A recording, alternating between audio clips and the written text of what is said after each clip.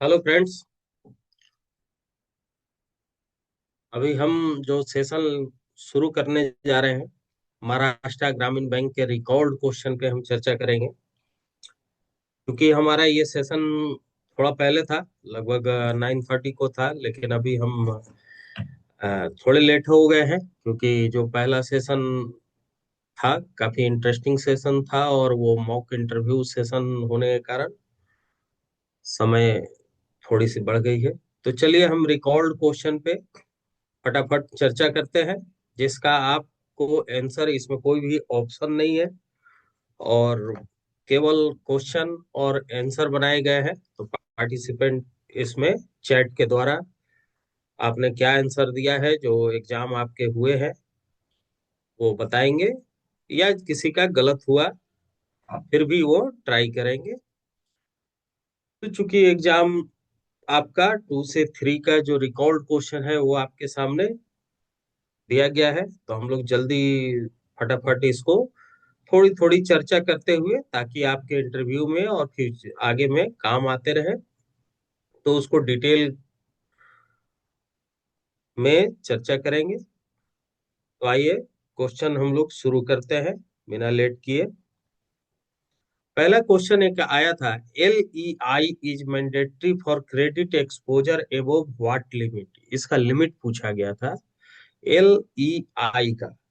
अब L E आई जिन्होंने भी उत्तर दिया है,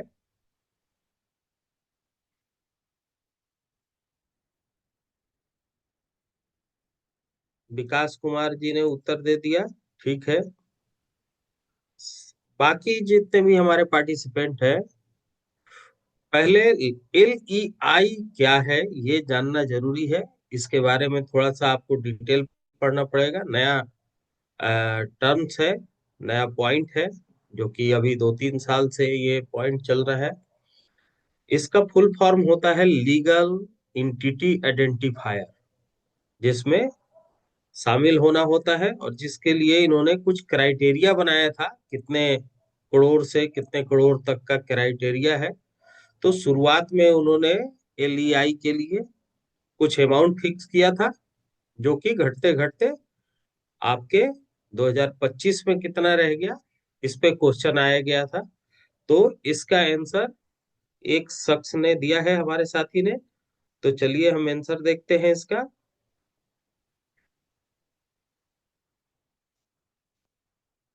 आंसर इसका है 5 करोड़ एंड एबव। और हमारे साथी, एक ही साथी ने उत्तर दिया था, विकास कुमार जी ने। तो विकास कुमार जी ने सही भी आंसर दिया हुआ है, एग्जाम में भी सही लिखा होगा। एक्चुअल में ये 25 करोड़ से ज्यादा और 50 करोड़ से कम का पहला टारगेट रखा गया था, जो कि 30/4/2023 तक था, 30 अप्रैल 2023 तक कर लेना था। दूसरा टारगेट जो था 10 करोड़ से ऊपर और 25 करोड़ तक, ये 30/4/24 तक कर लेना था।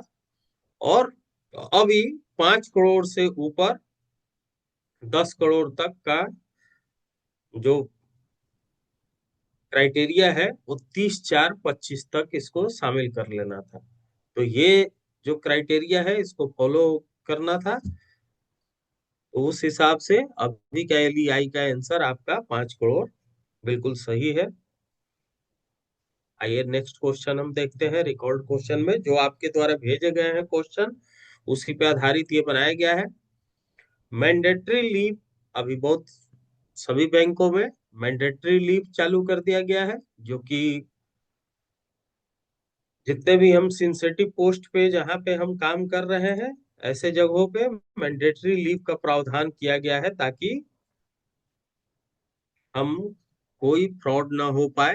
इसको रोकने के लिए, या लगातार कोई व्यक्ति अगर एक ही जगह पे रहता है तो उसको कुछ दिनों तक लीव दिया जाए और उस दौरान उनको शाखा में या उस सेंसिटिव पोस्ट पे उपस्थित न होने दिया जाए, ये सोच के ये प्लान किया गया है। तो मैंडेटरी लीव, इसका भी विकास कुमार जी ने उत्तर दिया है, बाकी हमारे साथी ने किसी ने दिया नहीं। तो इसका उत्तर विकास कुमार जी का ये भी उत्तर सही है कि मैंडेटरी लीव फॉर स्टाफ कितने दिनों के लिए होता है, तो 10 दिनों का ये लीव है। बिल्कुल सही है। तीसरा क्वेश्चन है cooling period after major disciplinary action. देखिए इस टाइप के भी क्वेश्चन अब आने लगे हैं धीरे धीरे। एग्जाम में पैटर्न थोड़ा सा चेंज हो गया है। पहले क्या था, बिल्कुल पहले जनरल बैंकिंग से ज्यादा क्वेश्चन आते थे, आज से 2-3 साल पहले, 3-4 साल पहले। फिर धीरे धीरे हम लोग सर्कुलर में घुसे, स्कीम पे क्वेश्चन आते थे। अभी क्वेश्चन का पैटर्न थोड़ा चेंज हो गया है। तो बहुत सारे ऐसे सर्कुलर जिसको हम आमतौर पे शाखा में काम करते वक्त इसको पढ़ना नहीं चाहते या बाद में पढ़ेंगे ऐसा सोच के हम उसको पढ़ नहीं पाते, उस पे क्वेश्चन अभी तैयार करना शुरू कर दिया गया है। तो अभी नया क्वेश्चन आ गया, कूलिंग पीरियड कितना है। मेजर डिसिप्लिनरी एक्शन हुआ तो कितने दिनों तक आपके अगेंस्ट अगर कोई एक्शन हुआ तो आप क्या, कोई भी इस टाइप का जैसे प्रमोशन एग्जाम है या कुछ है तो आप क्या नहीं कर सकते हैं, कितने दिनों तक नहीं कर सकते हैं, ये कूलिंग पीरियड माना जाता है। तो इसमें देखता हूँ कोई आंसर नहीं, किसी साथी का आंसर नहीं आया है हमारा। 22 लोग अभी भी हमारे साथ जुड़े हुए हैं, फिर भी आंसर नहीं है, चलिए कोई बात नहीं है। तो कूलिंग पीरियड कितना होना चाहिए मेजर डिसिप्लिनरी एक्शन का, आपने जो भी उत्तर दिया हो, ये आंसर आपका 2 इयर्स का होता है। जब भी कोई मेजर डिसिप्लिनरी एक्शन होगा इसके बाद कूलिंग पीरियड माना जाता है। इस दौरान आप प्रमोशन या कुछ अदर टाइप की फैसिलिटी को रोका जाता है जिसको कूलिंग पीरियड कहा जाता है। तो ये 2 इयर्स का है। अब आपने क्या उत्तर दिया, इससे आप असेसमेंट करेंगे अपने आप का। गोल्ड लोन का रेट ऑफ इंटरेस्ट पूछा जा रहा है, margin and deduction in Maharashtra Gramin bank का। गोल्ड लोन में रेट ऑफ इंटरेस्ट, अभी देखिए बीच में यहाँ भी पैटर्न थोड़ा चेंज हुआ है। पहले रेट ऑफ इंटरेस्ट पे क्वेश्चन कम आते थे, लेकिन अभी रेट ऑफ इंटरेस्ट पे भी ग्रामीण बैंक में तो शुरू हो गया है, एक दो पीएसयू जो बैंक है उसमें भी आ ही रहे हैं। तो देखिए रेट ऑफ इंटरेस्ट क्या होगा, जो आपका ग्रामीण बैंक अप्रूव करेगा वैसा होगा। और मार्जिन और deduction as per internal gold loan policy gold loan में दिया गया है, जो कि 10 से 25% होता है। आप देख लें, ऑलमोस्ट लगभग 20% या 30% का मार्जिन भी लिया जा सकता है। तो जो स्कीम में होगा वहां से ये उठाया जाएगा। एमएसएफ रेट, अब देखिए कुछ normal rate, MCLR, RBLR, repo rate, इन सब से अलावा एमएसएफ रेट इस बार कई सारे परीक्षाओं में आए हैं और आपके यहाँ भी इस क्वेश्चन को रिपीट किया गया है। तो एमएसएफ रेट कितना है, मार्जिनल स्टैंडिंग फैसिलिटी रेट इसको बोला जाता है। और ये usually repo rate plus 25 BPS रहेगा। तो 25 बीपीएस जुड़ने के बाद 5.50% का एमएसएफ रेट आ जाएगा। तो ये मेमोरी के आधार पे क्वेश्चन है, अगर आपको याद होगा तभी बनेगा, क्योंकि इसको आप ऑप्शन से बिल्कुल भी नहीं छांट सकते हैं। और इस उत्तर को संजीव जी 6.5 और 5.5 दोनों दे रहे हैं, लेकिन चलो ठीक है, कम से कम एक उत्तर तो दिया उन्होंने, तो बढ़िया है। लेकिन ऐसे जो फिक्स टाइप के जो रेट हैं उनको आपको याद ही करना पड़ता है, इसको ऑप्शन से भी आप गलत कर देंगे अगर आप केवल ऑप्शन से इसको छांटने की कोशिश करेंगे।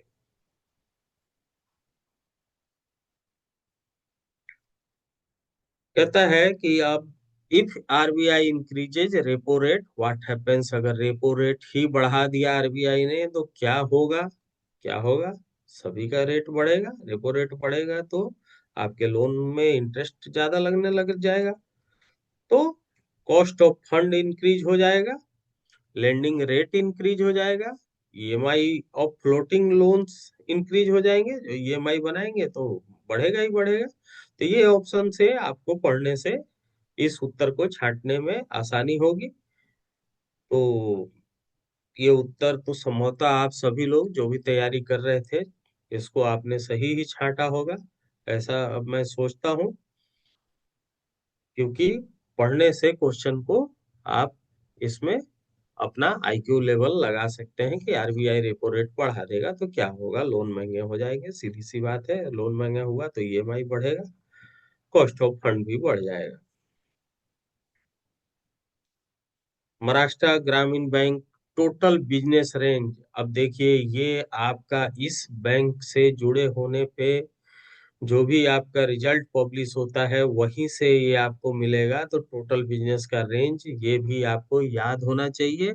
और टाइम टू टाइम जो बैंक अपना रिजल्ट पब्लिश करती है ये आपको रीड करके और ध्यान में रखने की बातें हैं। इसके द्वारा आप इसको सही कर सकते हैं। तो अगर आपको याद होगा, वैसे हमारे आंसर कोई भी नहीं आए हैं, शायद आप लोग एग्जाम देने के बाद इसको भूल गए। कोई बात नहीं, हम चर्चा कर लेते हैं। अप्रोक्स 28,000 टू 29,000 करोड़ इसका टोटल बिजनेस का रेंज है। नेक्स्ट क्वेश्चन है पीएमएफएमई। पीएमएफएमई अभी बहुत प्रचलन में है, इस पर बहुत क्वेश्चन पूछे गए थे कई एग्जाम में, अलग अलग एग्जाम में। तो रेट ऑफ इंटरेस्ट इसका भी पूछा गया है, और इंटरेस्ट सबवेंशन कितना है इसका भी पूछा गया है। तो इंटरेस्ट इंटरेस्ट का सबवेंशन संभवतः आपको याद होगा, लेकिन चूंकि आप अब अभी याद नहीं है इसलिए आप उत्तर नहीं दे पा रहे हैं। कोई बात नहीं, इस पे भी हम चर्चा कर लेते हैं। रुकिए रुकिए, एक आंसर आया है, पहले उनको देख लिया जाए। 3% का उत्तर है अपने संजीव जी, बीच बीच में एक एक आंसर दे रहे हैं। 3% है या नहीं है ये देखना है आपका। इंटरेस्ट सबवेंशन संजीव जी 5% है, जो कि स्टेट गवर्नमेंट देती है, और 8% जो गवर्नमेंट ऑफ इंडिया जैसा नॉर्म्स होता है इस हिसाब से ये इंटरेस्ट सबवेंशन देता है। रेट ऑफ इंटरेस्ट के अलावा इसमें इंटरेस्ट सबवेंशन आपको मिल जाएगा।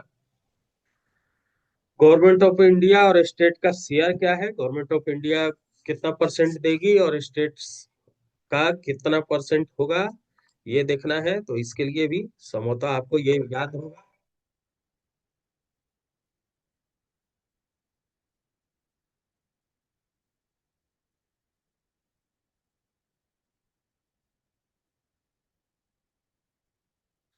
सिक्सटी और 40 का ये रेशियो होता है।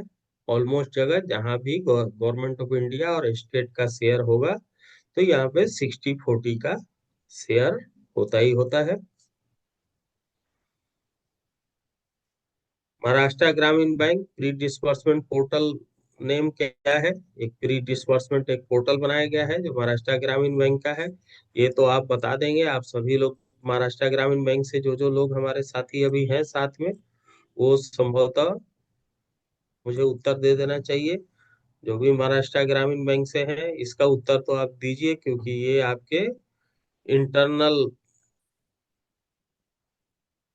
क्वेश्चन है और इसका उत्तर आपके द्वारा सुनिश्चित किया जाना चाहिए।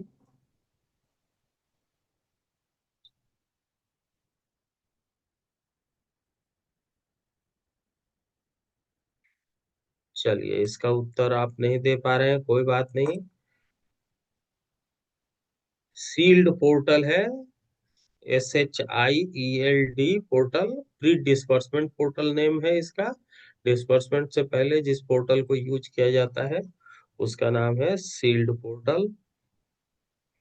स्वाट एनालिसिस, W स्टैंड फॉर, ये उत्तर तो आपको देना ही पड़ेगा। इसमें W किस लिए यूज होता है? स्वाट एनालिसिस जहां भी लिखा है किसी भी लोन का, किसी भी बारोवर का, किसी भी कंपनी का, अगर स्वाट एनालिसिस लिखा जाता है तो इसमें W स्टैंड्स फॉर किस लिए लिखा जाता है। W का फुल फॉर्म आपको लिखना चाहिए। हमारे साथी जो जुड़े हुए हैं उत्तर दीजिए। कुछ भी अगर आप उत्तर लिखेंगे तभी लगेगा कि हाँ आप जगे हुए हैं, अथवा अगर आप, हाँ ठीक है, विकास कुमार जी ने बिल्कुल सही उत्तर दिया है। नहीं तो ऐसा लगेगा कि आपने फोन तो चालू किया है लेकिन आप रात्रि मोड में आ चुके हैं। हाँ ठीक है, बिल्कुल बिल्कुल सही आप उत्तर दे रहे हैं। क्योंकि ये इस टाइप के, देखिए हर बार जो एग्जाम में क्वेश्चन आते हैं वो हर लेवल के आते हैं, कुछ बहुत ही हाई लेवल के, कुछ मीडियम लेवल के, और कुछ ऐसे रहते हैं जो सबको वैसे उस उत्तर को देना ही चाहिए और सही देना चाहिए। देखिए हमारे संजीव जी ने तो पूरा डिटेल ही डाल दिया, स्वाट का, एस का, डब्लू का, ओ का, टी का, सभी का बता दिया। तो बहुत बढ़िया, ये उत्तर बिल्कुल सही है आपका। वीकनेस होगा स्वाट एनालिसिस में। और संजू जी ने पूरा strength, weakness, opportunity and threats तीनों लिख दिया। तो ये है स्वाट analysis. Break even point means, break even points कब होता है, इसका मतलब क्या होता है, ये भी ऑलमोस्ट आप सभी को पता होगा। ठीक है, विकास जी का बिल्कुल सही उत्तर आ गया। और भी साथी, हम मुझे लगता है कि सभी को ये पता होगा, नो प्रॉफिट नो लॉस। ठीक है, आपने ऐसा लिखा है और ये सही है। No profit no loss situation है, इसको ब्रेक इवन पॉइंट्स बोलते हैं। आप जागरूकता से इसका उत्तर दीजिए। ये सेशन बहुत ही जल्दी खत्म हो जाएगा, लंबा सेशन नहीं है, इसलिए आपको परेशान होने की जरूरत नहीं है। अगर आप इसमें इंटरेस्ट ले रहे हैं और क्वेश्चन को सुन रहे हैं तो आप इसमें शामिल भी होइए, और आपने जो एग्जाम दिया है तो सेल्फ असेसमेंट भी आप इसके द्वारा कर पाएंगे। MSAY self help group recovery oblique OTS maximum eligible loan, OTS का मैक्सिमम एलिजिबल लोन कितना है, ये पूछ रहा है हमारे द्वारा। MSAY सेल्फ हेल्प ग्रुप का रिकवरी या ओटीएस का मैक्सिमम एलिजिबल लोन कितने लोन तक आपका है, 25 लाख तक है।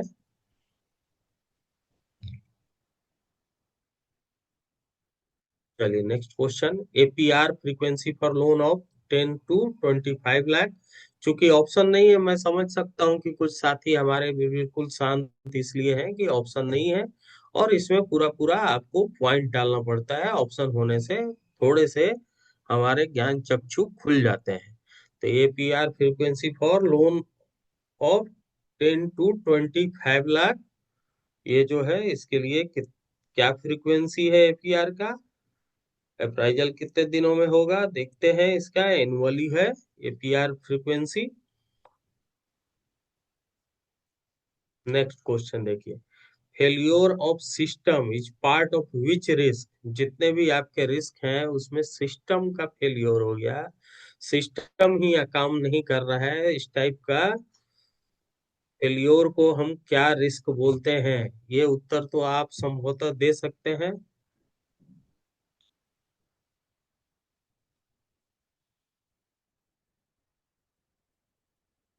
चलिए कोई बात नहीं है, इस पे भी हम चर्चा कर लेते हैं। इस तरह के रिस्क ऑपरेशनल रिस्क कहे जाते हैं।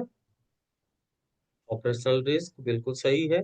आइए नेक्स्ट क्वेश्चन पे, penalty legal proceeding fail under which risk, penalty लग रहा है लीगल प्रोसीडिंग में फेल है तो पेनाल्टी लग रहा है, तो किस तरह का रिस्क है ये, पेनाल्टी हो या लॉस हो जाए, कोई भी लीगल में अगर फेल होगा तो लीगल का फेलियोर है तो कौन सा रिस्क है, लीगल रिस्क होगा।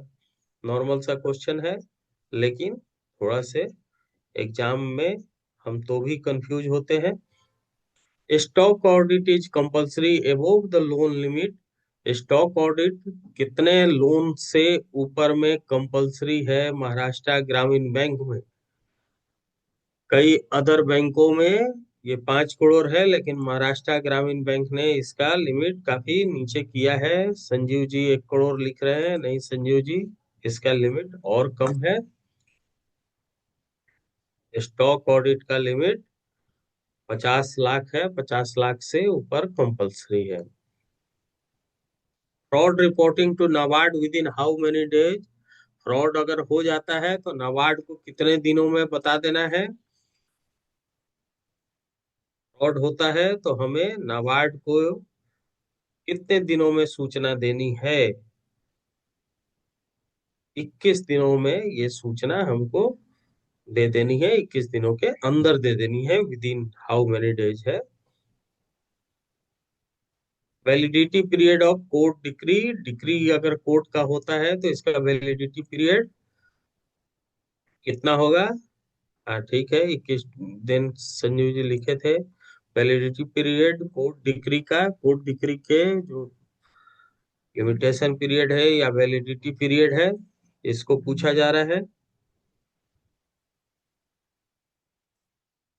12 साल तक इसका वैलिडिटी है।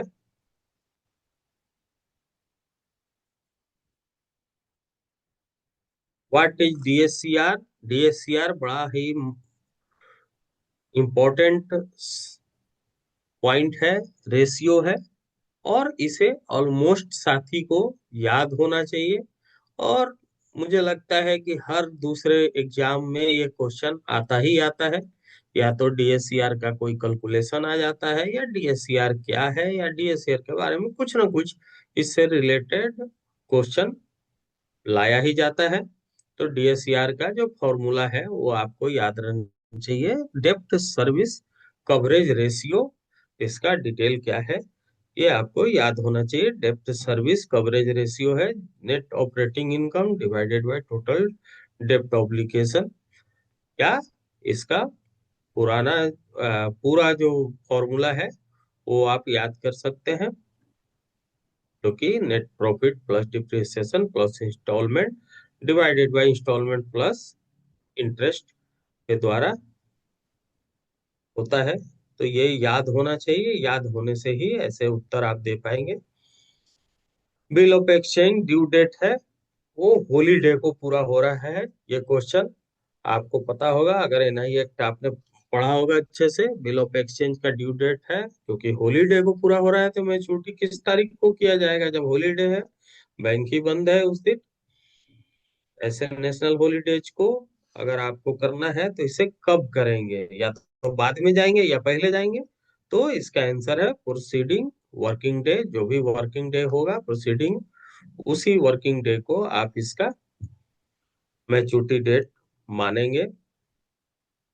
Define right of setup, setup right of setup किसको बोलते हैं? राइट ऑफ सेटअप में क्या करते हैं? राइट ऑफ सेटअप, जहां तक आपको जानकारी होनी चाहिए या होगी भी, कि राइट ऑफ सेटअप उसे कहते हैं जब आप किसी डिपॉजिट अमाउंट से निकाल के अपने किसी डेबिट अकाउंट में एडजस्ट करते हैं, इसको हम बोलते हैं राइट ऑफ सेटअप। जिसका अधिकार है, राइट मतलब हमें अधिकार है ऐसा सेट करने के लिए कि डेबिट अकाउंट से आप डेबिट अकाउंट को एडजस्ट करेंगे उसके क्रेडिट अकाउंट से। तो इसे banks right to adjust debit balance from credit balance of the same customer, same customer के अकाउंट से निकाला आपने और एडजस्ट कर दिया। गारंटी केस में राइट ऑफ सब्रोगेशन मींस क्या है? राइट ऑफ सब्रोगेशन बहुत क्वेश्चन रिपीट होता है, आपके एग्जाम में भी आया, तो कोई आश्चर्य की बात नहीं है। ये राइट ऑफ सब्रोगेशन मींस पूछा जा रहा है गारंटी के केस में। गारंटी केस नहीं भी लिखा जाएगा। राइट ऑफ सब्रोगेशन का मींस होता है कि जैसे मान लो बारोवर ने पैसा नहीं चुकाया और गारंटर ने उसको पे किया, तो गारंटर इस बात का अधिकारी है कि जो भी उसके अगेंस्ट में आपके पास है वो गारंटर को सुपुर्द किया जाए। तो guarantor get the right to recover dues from borrower after payment to the bank. जब बैंक को पैसा दे दिया तो वो इसके लिए उत्तराधिकारी हो गया, या उसको ये अधिकार मिल गया कि वो अब बारवर से पैसा रिकवर करेगा। PSL home loan limit in metropolitan city. PSL मतलब private priority sector loan. Home loan में भी प्रायोरिटी सेक्टर लोन में कितने लिमिट तक आता है ये देखा जाता है। 50 लाख, 50 लाख पॉपुलेशन होता है सर। 50 लाख मेट्रोपॉलिटन सिटी का। 35 लाख।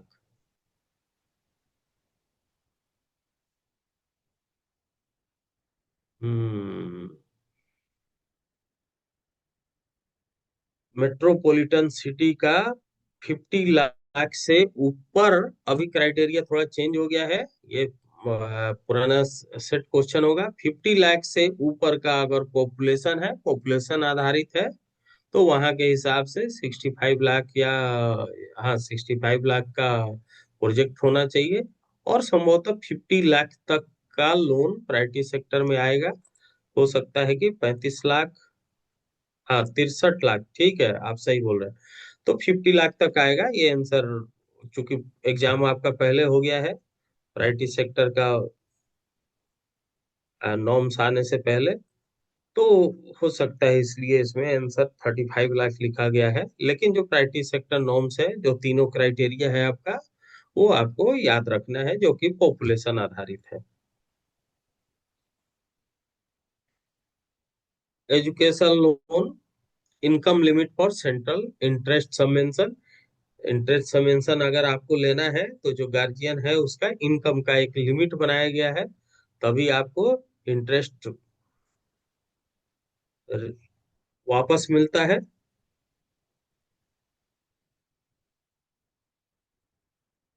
हाँ संजीव जी सही लिख रहे हैं, 4.5 लाख रुपए का इनकम होना चाहिए पर एनम, वहां तक है तो आपको इंटरेस्ट में सबवेंशन मिलेगा। बढ़िया, first class. Loan over due 9 month के लिए है, सिक्योरिटी 10% से कम है, तो एसेट का क्लासिफिकेशन क्या हो जाएगा? ये आंसर आपको देना पड़ेगा, क्योंकि जो आंसर हमने लिख रखा है वो संभवतः गलत टाइप हुआ है। लोन ओवर ड्यू 9 मंथ, बिल्कुल सही है।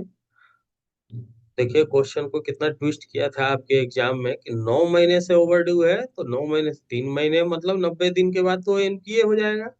और दूसरा कहता है सिक्योरिटी 10% से नीचे है, तो 10% से नीचे जहाँ सिक्योरिटी रहती है वो ऑटोमेटिक लॉस हो जाता है। तो यहाँ पे आपको लॉस, आपने विकास कुमार जी और संजीव कुमार जी ने उत्तर दिया है, एसेट क्लासिफिकेशन लॉस होगा, ये गलत टाइप हो गया है आंसर। तो बहुत अच्छा, आपने बिल्कुल सही उत्तर दिया है एग्जाम में भी और अभी भी। NPA marking not applicable in which security? NPA marking कौन से सिक्योरिटी पे नहीं होगा? किस तरह की सिक्योरिटी है जहां एनपीए खाता होगा ही नहीं? ऐसे होते हैं, ये आपको पता है, लेकिन अभी हो सकता है आप नहीं सोच पा रहे होंगे। ओन डिपॉजिट पे, गवर्नमेंट ऑफ इंडिया, ठीक है। आप पार्ट पार्ट में उत्तर दे रहे हैं, लेकिन अगर दोनों को मिला दिया जाए तो ये आंसर तब सही होगा कि NPA marking government security, own deposit मतलब एफडी हो गया, एनएससी, केवीपी, एलआईसी पॉलिसी, ऐसा फुल्ली सिक्योर्ड होगा तो ऐसे खाते एनपीए नहीं मार्क होते हैं। Banking ombudsman compensation for mental agony. Banking ombudsman अब कंपनसेशन इसके लिए भी देगा कि मानसिक हरासमेंट किया आपने, सिर्फ आपने मेरा लॉस नहीं करवाया लेकिन दिमागी रूप से मुझे बहुत हैरेस हुआ, तो ऐसे टाइम के लिए भी आपको एक्स्ट्रा मुझे कंपनसेशन दिलवाना पड़ेगा। बिल्कुल सही, आपने उत्तर तो सही दिया है संजीव जी ने, विकास जी ने, तो दोनों का उत्तर सही है, बिल्कुल सही है। कि अगर मानसिक रूप से हमें कोई क्षति होती है, मतलब हमें नुकसान होता है, तो आप कितना हमें कंपनसेशन दिलवाएंगे? तो बैंकिंग ओम्बड्समैन उसके लिए भी 1 लाख का प्रावधान किया है। 1 लाख का मतलब 1 लाख सभी को नहीं मिलेंगे, जिस हिसाब से ग्रेडिंग होगी उस हिसाब से मैक्सिमम 1 लाख तक आपको मिल सकता है। MBR 3, loan rate of interest, ये जो आपका स्कीम है इसके लिए लोन का रेट ऑफ इंटरेस्ट क्या है? ROI बेस रेट प्लस 1.5% है। Provision on standard asset is adjusted in, अगर प्रोविजन किया जाता है स्टैंडर्ड एसेट में, तो स्टैंडर्ड एसेट में जो भी प्रोविजन होगा तो कहाँ एडजस्ट होगा? सीधी सी बात है कि पीएनडल से लिया गया है, पीएनडल में होना चाहिए, प्रॉफिट एंड लॉस अकाउंट में। Return of account nominal debit entry period, return of account हुआ तो नॉमिनल से डेबिट किया है, तो ये पीरियड कितने दिनों तक होगा? तो जिस साल में रिटर्न ऑफ अकाउंट होगा तो नॉमिनल से डेबिट है तो मैक्सिमम आपको एडजस्ट हो जाना चाहिए। कितना होगा, जिस साल में करेंगे उसी साल में हो जाना चाहिए, तो 1 ईयर में हो जाएगा। Provision for return of account after 1 year, अब 1 ईयर खत्म हो गया तो उसमें अब कितना प्रोविजन करेंगे। तो रिटर्न ऑफ, आपको पता ही है कि पूरा पूरा तो लॉस हो गया, मतलब पूरे पूरे पीएनडल से उठा के हमने एडजस्ट कर दिया है। तो पीएनडल से जब उठा के रख दिया तो ये पूरा जितना भी पैसा आएगा पूरा अब हमें या तो पीएनडल में डालना पड़ता है, और उस पे जो प्रोविजन होता है 1 लाख 100% ये प्रोविजन हो जाएगा। बढ़िया उत्तर है आपका, लेकिन एक ही उत्तर आ रहा है। Bank reporting to NABARD period, bank reporting कितने दिन में नाबार्ड को ये रिपोर्ट करेगा बैंक। थोड़ा सा क्वेश्चन पूरी तरह से कंप्लीट नहीं है, लेकिन चलो। बैंक को, बैंक जो है रिपोर्ट करता है जब नाबार्ड को, नाबार्ड जितना टाइमलाइन देता है जनरली मंथली या क्वार्टरली होता है, उस हिसाब से होगा। गार्निसी ऑर्डर अगर आता है तो किस तरह का रिलेशनशिप हो जाता है, ये देखना है। गार्निसी ऑर्डर का रिलेशनशिप, तो गार्निसी ऑर्डर क्या होता है, आएगा कोर्ट के थ्रू। तो कोर्ट के थ्रू आएगा तो गार्निसी ऑर्डर में रिलेशनशिप होगा किसी और डेटर का पैसा आपको देना पड़ेगा, या जिसने जो डेटर होंगे, और क्रेडिटर उसके ऊपर लगाएगा तो गार्निसी ऑर्डर उसको रोक लगा देता है। डेटर ऑफ जजमेंट डेटर, वाह, बहुत सुंदर। कोर्ट एंड बैंकर लिखा हुआ है, लेकिन आपका उत्तर सही है, डेटर ऑफ जजमेंट डेटर। वो भी सही उत्तर है कि उसका उधारी है जिसको जजमेंट के द्वारा डेटर माना गया है। Garnishee order, bank debtor, customer judgement debtor, ठीक है। Garnishee order in husband wife joint either survivor account, ये ऐसा क्वेश्चन आया कि गार्निसी, क्या दो दो क्वेश्चन आ गए थे आपके एग्जाम में गार्निसी पे ही। चलो बढ़िया है, अच्छी बात है। जिन्होंने गार्निसी पढ़ा उनके लिए बेनिफिट है कि एक ही टॉपिक पे दो दो क्वेश्चन आ गए। Garnishee order in husband wife jointly either survivor account है तो किस तरह से लगेगा, लगेगा भी कि नहीं लगेगा। तो लगेगा, जब आइदर सर्वाइवर है तो दोनों मालिक है, तो किसी एक का आया तो लगेगा। Only debtor share can be attach, जितना डेटर का शेयर होगा वो अटैच होगा, जितने जिसके ऊपर जो भी डेटर है उसका जितना हिस्सा होगा वो अटैच हो जाएगा। 100% provision in secured account after how many years, 100% provision होगा लेकिन सिक्योर्ड अकाउंट भी है। अभी तो आपने आंसर दे दिया था 10% से नीचे का सिक्योरिटी है तो आप उसको लॉस कर देंगे, तो लॉस करेंगे 100% प्रोविजन हो जाएगा।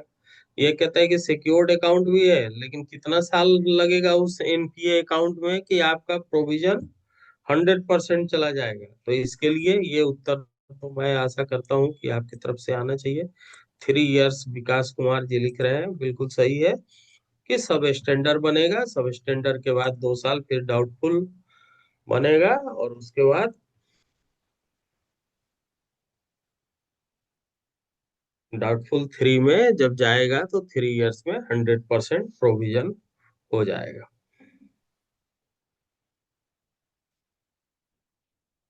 Mortgage is define under which act, अब देखिए मोर्टगेज जो है, मोर्टगेज करने के लिए जो एक एक्ट है उसका नाम क्या है। तो मोर्टगेज क्या है, मोर्टगेज हमेशा प्रॉपर्टी का होता है, तो प्रॉपर्टी एक्ट यानी ट्रांसफर ऑफ प्रॉपर्टी एक्ट होगा, जो 82 में लागू हुआ था। बिल्कुल, सरफेसी नहीं, ट्रांसफर ऑफ प्रॉपर्टी एक्ट आपका सही है संजीव जी, सरफेसी एक्ट यहाँ नहीं लगता है मोर्टगेज में।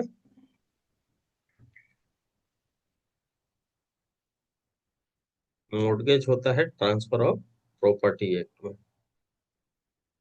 दो हमारे जो चार्जेज हैं, मोर्टगेज, हाइपोथिकेशन, लियन, और एक और है, ध्यान नहीं आ रहा है, तो चलिए उसमें दो में ट्रांसफर ऑफ प्रॉपर्टी एक्ट लगता है। Charges on movable asset. अब देखिए मूवेबल एसेट एसेट पे कौन सा चार्ज लगेगा। तो जो भी मूवेबल रहता है, मूवेबल मतलब मोटरसाइकिल हो गया, जैसे व्हीकल हो गया, तो इसमें प्लेज नहीं लगेगा बीरू सिंह जी। प्लेज में, प्लेज और हाइपोथिकेशन में अंतर ये है कि मूवेबल एसेट मतलब जो चलता हुआ रहे, ये तो ठीक है, लेकिन प्लेज में क्या होता है कि वो सामान आपके कब्जे में आ जाएगा। अगर आप बैंकर हैं तो आपके कब्जे में रहेगा, जैसे गोल्ड। तो गोल्ड लोन क्या है, मालिक तो रहेगा बारोबार, लेकिन कब्जा में आपके रहेगा। मूवेबल एसेट ऐसा है कि मालिक भी बारोबार रहेगा और चलाएगा भी वही, मोटरसाइकिल भी वही चला रहा है मान लो। तो ऐसे चीज को हाइपोथिकेशन हम बोलते हैं। हाइपोथिकेशन आंसर होगा, बिल्कुल सही है। कैटल भी परचेज कर रहा है और केसीसी लोन भी लिया है, ज्वाइंटली लोन किस स्कीम में है, तो ये स्कीम आपके यहाँ चलता है जहाँ मवेशी भी लेगा और केसीसी भी लेगा, इसको बोलते हैं composite loan scheme. Gold loan over due, panel interest rate, gold loan over due हो गया तो पैनल इंटरेस्ट रेट तो लगना ही लगना है। तो पैनल इंटरेस्ट रेट कितना है। वैसे तो आपका जो गोल्ड लोन का पॉलिसी बोलता है उतना होगा, जो जनरली 2% ऑलमोस्ट सभी बैंकों में रहता है। और आपने जो उत्तर दिया है वो भी 2% लिखा है, तो सही है, 2% है। नेट प्रॉफिट आफ्टर टैक्स क्या होगा। तो ये आपको क्या होगा नहीं, ये इस रेशियो का क्वेश्चन नहीं है, ये महाराष्ट्र ग्रामीण बैंक का नेट प्रॉफिट कितना है। ये आपके रिजल्ट से दो दो क्वेश्चन हो गए, एक फर्स्ट वाला क्वेश्चन था और दूसरा ये क्वेश्चन है जो कि 45 करोड़ का आंसर है। Cheque collection, banker customer relationship, ये दूसरा रिलेशनशिप पे क्वेश्चन आ गया कि अगर चेक कलेक्ट करता है तो बैंकर और कस्टमर में रिलेशनशिप क्या होगा। इसका उत्तर शायद आपने दिया ही होगा। एजेंट एंड प्रिंसिपल, विकास कुमार जी लिखते हैं, बिल्कुल सही है, प्रिंसिपल एंड एजेंट होगा, थोड़ा उल्टा लिख दिया आपने। नहीं, आप ही ने सही लिखा है। एजेंट है, बैंकर एजेंट है और कस्टमर प्रिंसिपल है, ठीक है। PMFBY premium rate. अब प्रीमियम रेट आपको याद होने चाहिए भाई, खरीफ का कितना है और रबी का कितना है, उस हिसाब से। खरीफ का 2% और रबी का 1.5% है। PMFBY का प्रीमियम रेट, और आपका भी सही है, 5%। 5% का है क्या है, 5%। तो इसमें नहीं है, खरीफ और रबी का दो ही है। और कौन सा है, मौसम सीजनल के लिए 5% है क्या।